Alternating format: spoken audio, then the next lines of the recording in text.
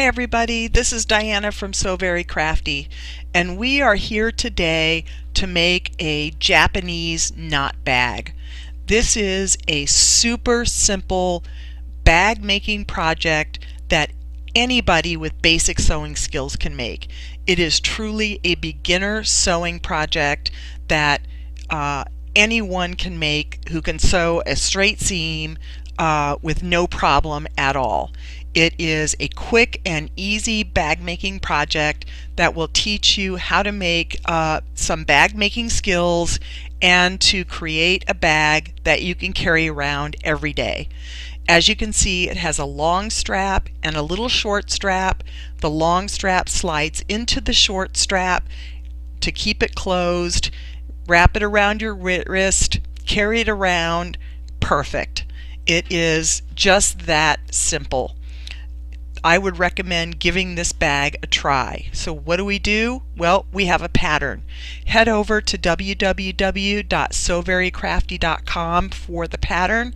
There it comes in 4 pieces, an A, B, C, and D piece. Just tape them together, cut them out, and you're going to get a guitar-shaped pattern like we have here. And you will use that to cut out your fabrics. I will try to link the pattern to the YouTube video if I can. If not, just head over to the website and you will be able to get this pattern. It's free and downloadable, no problem at all. So what you're going to do is you are going to note that there are arrows on this fabric, on this pattern. Those arrows are very, very important. There's one on each side directly opposite each other. The reason those arrows are important is you're going to transfer those onto your fabric pieces. They become very important in the construction of this bag. So make sure that you highlight those and transfer those onto your fabric pieces as you're making the bag. We will go through that during the process. So what do? Well, we have two colors of fabric. We have an outer fabric and a lining fabric. I've chosen a blue with hearts and a yellow floral contrasting fabric because this bag is reversible, so I can use it as yellow one day or blue the next. It doesn't really matter. So you're going to place your pattern piece on your fabric, and you're going to cut 2 of the outer pieces and 2 of the lining pieces, and you're going to make sure that those pieces mirror each other. And that should happen naturally, because as you buy fabric from either online or from your fabric store, it comes folded wrong sides together. So as you cut out the fabric, it will naturally be a mirror image of each other. If for some reason you are cobbling together fabrics and you have a single layer, make sure that you flip the pattern piece over so that you have a mirror image of each of the pattern pieces. So you'll have a mirror image of the lining piece and a mirror image of the outer piece, and that way they will go together nicely and they won't be the same. They will be, as I stated, a mirror image of each other. That is an important part of the creation of this pattern as you go along. You definitely don't want to have 4 pieces that are identical. You want to have 2 that are opposite of each other in the lining and 2 that are opposite each other in the outer fabric. So once we've cut out our pattern pieces, the next thing we're going to do is we are going to transfer our markings. And those markings are those arrows that I was referring to earlier. I like to use Frixion heat erasable pens when I sew. I really like these pens. They come in a multitude of colors. You can use them to mark fabric, and they go away instantly when you iron them. So they're perfect for writing on fabric. Because they come in a lot of colors, you can use them on dark fabrics or light fabrics. I got these particular pens on Amazon because they're the thicker tips, and the thicker tips I couldn't find in my office supply store. They generally only have the thin points, and I prefer the thicker tips for my sewing. So all you have to do is transfer the arrows onto your fabric. As you can see, I'm using my black Frixion pen for my yellow fabric, and just writing right on the fabric with the pen where my arrows are. I'm going to do the same thing with the blue fabric, but I'm going to use my yellow pen so it shows up and I'll be able to see it as I'm constructing the bag as we go along. All I'm doing is laying the pattern piece back on the fabric and just eyeballing where the arrows are so that I can just mark on there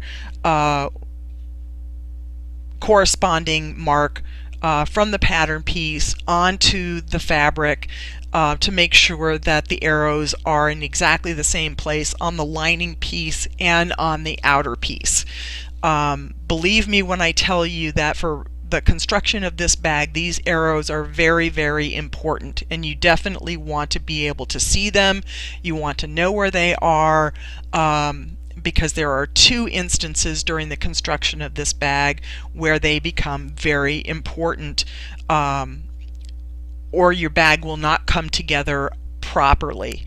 So once we have finished marking our fabric, we are going to start the construction part of our bag. So the way we do that is we are going to take our outer fabric and we are going to place it right sides together. When I say right sides, that means the pretty side, the side that the print is on. As you can see from my blue fabric, there is no pattern on one side and I have the heart pattern on the other side. So we are going to place those pieces so that the pretty side or the right side are facing each other.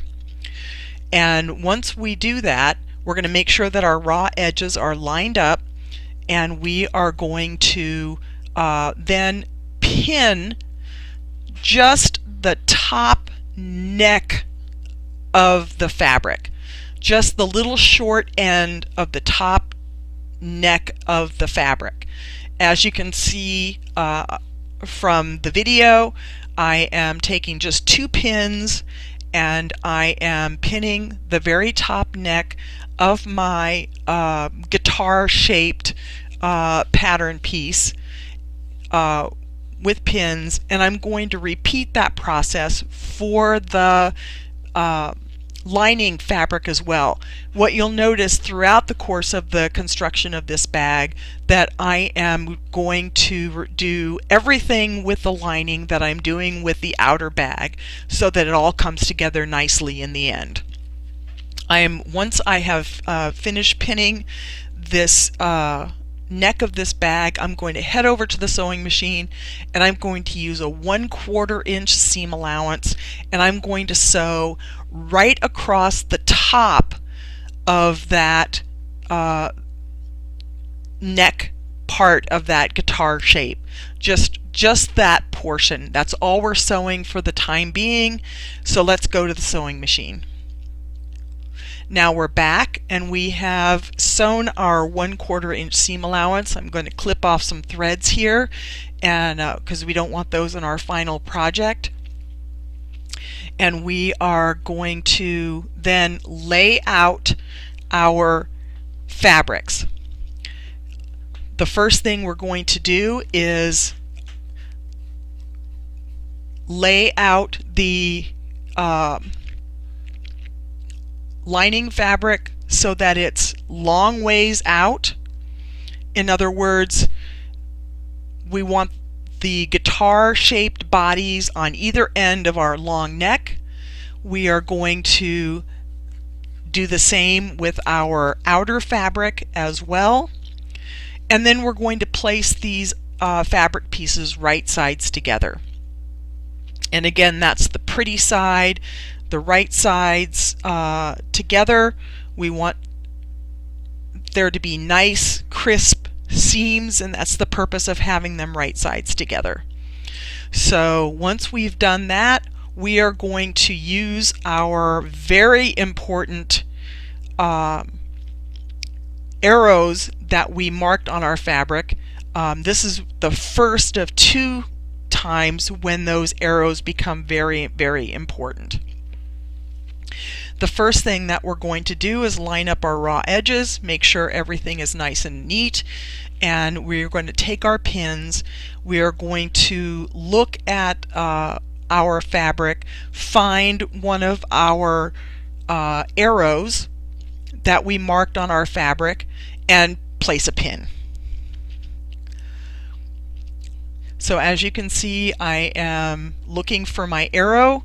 I have found it, and I am placing a pin so that I'm pinning my lining fabric and my outer fabric, and I'm finding the other end. There's my my marking, and I'm going to pin the outer part of that neck just between the arrows. Use as many pins as you think you need to secure that fabric. If you're a beginner sewist, you may want to use more pins than, say, I'm using, or less pins if you have more experience. It's really up to you, but just a few pins to keep that neck together. The next thing you're going to do is you are going to pin from the inside corner of the U shape all the way around to the other corner of the U shape. So just from corner to corner, you want to pin that U shape together. And again, we're just pinning the lining and the outer fabric right sides together. And we're going to pin that all the way around. Again, use as many pins as you feel are necessary. I'm using just a few. You could use more if it's more comfortable for you to use more. It's entirely up to you.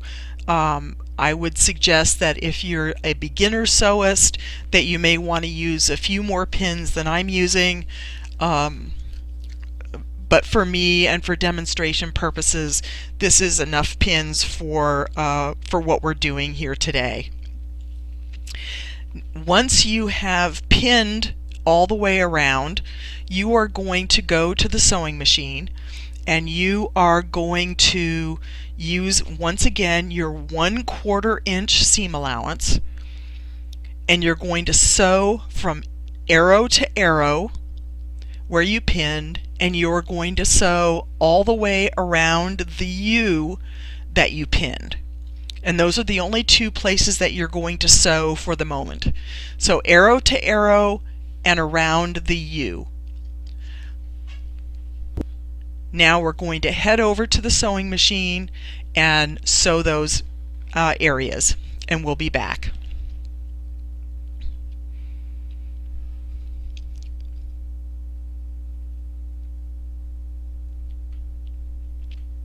We're back. We have sewn our 2 areas that we've pinned, and now we need to turn this bag right sides out. This is a little fidgety of a process, but what we're going to do is we are going to reach inside our long neck, and we're going to start pulling one end through the long neck so that it comes out the other end. The neck is a little narrow, but it will come out. It's a little fidgety, it takes a little bit of time, but it's not a hard process, it's just time consuming. We will continue to pull out this other side of the bag through the long neck until it comes all the way through, and what will happen is the outer bag and the lining will pull all the way through that long neck so that you then have the bag right sides out, so that the pretty sides are now facing you. and that will be important for our next step. I know that this is a little bit time consuming. It's not as difficult as it looks. It's just, as I stated, it's just a bit fidgety trying to get the fabrics through the relatively narrow tube that we have here. And that tube that we're trying to pull this through is actually going to be the long strap that we use to put through the short strap of our bag. So there is a necessity for having this long strap. It's just that in order for us to have nice, clean, neat edges all the way around the bag, it's necessary for us to pull this bag through the narrow opening. So I apologize for it taking so long, but it will come. I promise that this bag will come out. Here we go. It's now coming, and we have now the long bag right side out with the long neck down the middle with a nice seam holding them together. Now that we have the long part of our bag, we now have to have the short strap. So what do we need to do to create the short strap? Well, that's a very easy process. We are going to take the short ends of the strap, which you can see here has a lining and an outer fabric sewn together, and there's going to be an identical piece on the other side of the bag, on the other end of the bag. So you are going to match up those two pieces, making sure not to twist your long strap, and you're going to put them right sides together. Once you have them right sides together, you are going to pin them. I just used a few pins so that they are nice and secure for you. You're going to place those pins. I use 3 pins to secure them for my purposes, and we're going to head over to the sewing machine, and again, using a 1/4 inch seam allowance, we are going to sew just across the top over both of the fabrics, the lining and the outer fabric. So using our 1/4 inch seam allowance, we're going to head to the sewing machine and create our short strap.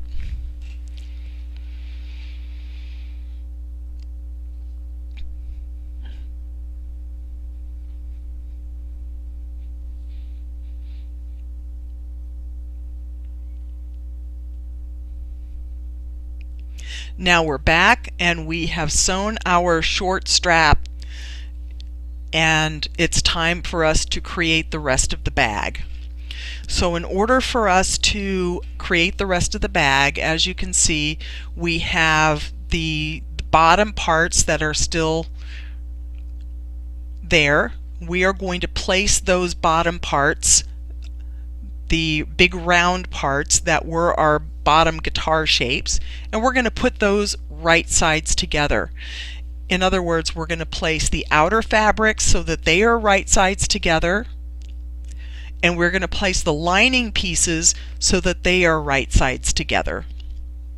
And we're going to match up the raw edges so everything's nice and even and secure. We can just stuff the long strap into the bag because it'll come out later. Now we have a big sort of a heart-shaped piece of fabric that we're working with at this point. But now is where our arrows become important once again. We are going to start with our lining fabric. We are going to find our arrows, and we're going to pin. We're going to pin our first arrow, and then we're going to pin all the way around the lining, all the way around the outer fabric until we come up to our other set of arrows that are on the outer bag, and we're going to stop pinning at that point. So again, use as many pins as you think are necessary for your comfort.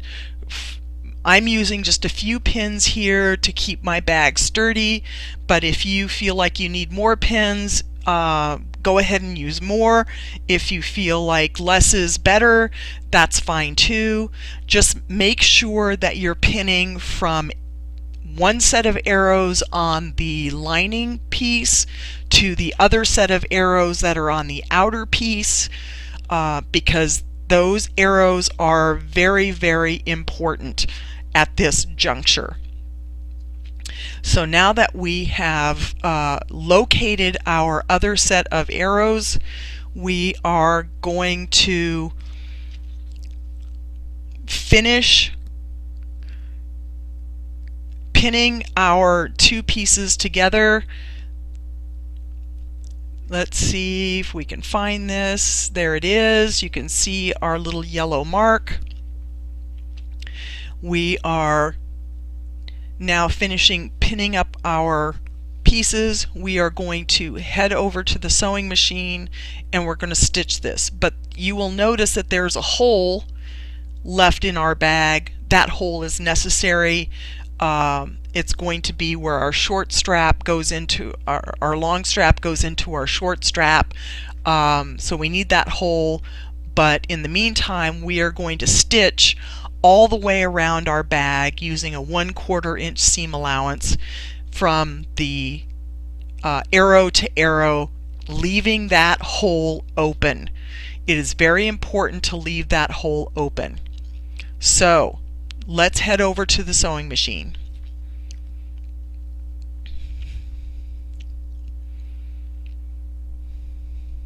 Now we're back and we've sewn all the way around our piece of fabric, and we need to now turn this bag right side out, because now we have the ugly side or the wrong side facing us. So we are going to reach in through the hole that we left in our fabric, and we are going to pull out the bag so that it is right sides out. And this is a much simpler process than it was pulling through the neck of the fabric. This hole is a little bit bigger and the bag comes out nice and easy. So let's pull this bag out, and the strap will come with it. You'll have the outer strap, the long strap, you'll have the outer bag and the lining all pulling out beautifully right sides out. So there you have it.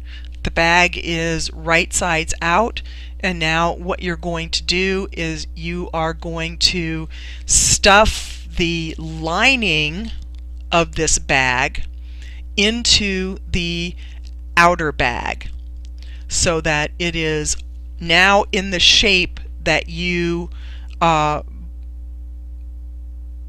envisioned that the bag was going to look like.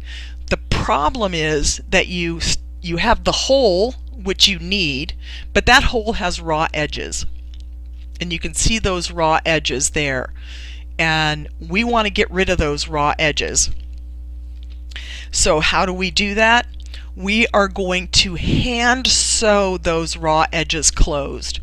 The first thing we're going to do is we are going to fold those raw edges in just like they were a seam. We're going to fold the lining in, and we're going to fold the outer fabric in, and we are going to pin those so that they are nice and neat and tidy and look as if they had been sewn with the machine from the wrong side. But instead they haven't been sewn yet at all. So you can see from looking at the video that we have these folded edges. We're going to pin those just temporarily to hold them so that we can move on to our next step. And our next step, once we have these folds nice and secure, is going to be to press this. We are going to use a nice hot iron so that we can get a nice press of this bag and a nice press of those of that opening, of that small opening, so that we will be able to hand sew those that short strap lining and outer fabric. So let's press.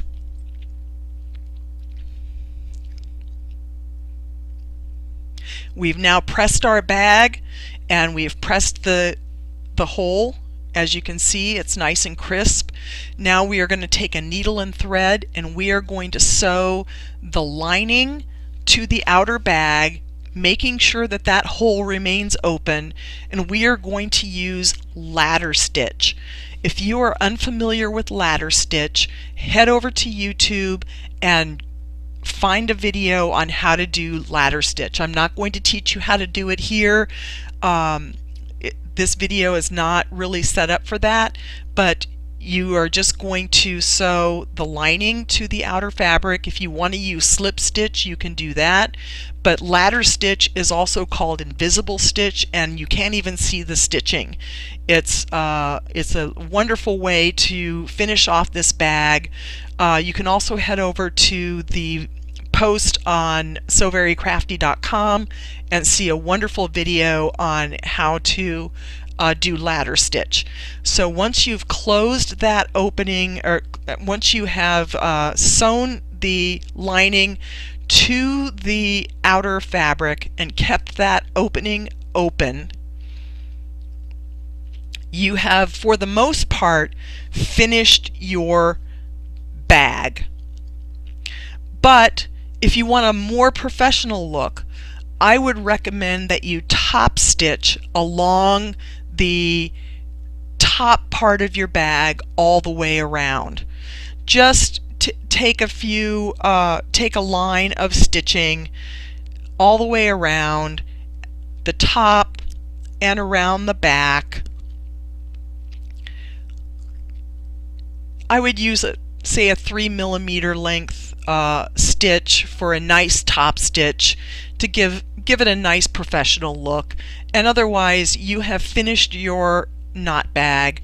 All you have to do is fill it, tuck in your long strap into your short strap, and you have totally finished this super simple beginner bag making project of the Japanese knot bag.